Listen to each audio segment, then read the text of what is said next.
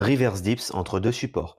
Effectué de cette façon, cet exercice va venir travailler plus intensément les triceps que lorsque les pieds reposent sur le sol, dans la mesure où une plus grande partie de votre poids de corps sera placée sur ces derniers.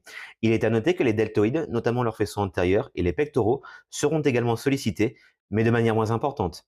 Ce mouvement peut constituer une solution très intéressante pour les débutants, dans l'optique d'acquérir suffisamment de force afin de réaliser à terme des dips aux barres parallèles. Il conviendra aussi aux personnes ne disposant que de peu de matériel pour entraîner les triceps. Au niveau du placement, commencez par placer un banc ou une chaise devant vous, puis tournez le dos à un autre banc ou une autre chaise.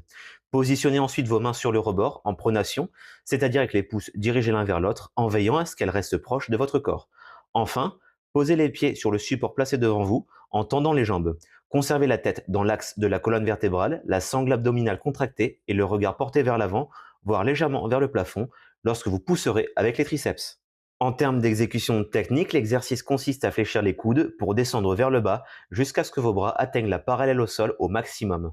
Remontez en effectuant une répulsion avec les bras à la force des triceps jusqu'à obtenir une extension presque complète des coudes tout en veillant à les garder orientés vers l'arrière. Inspirez lors de la descente et soufflez sur la montée.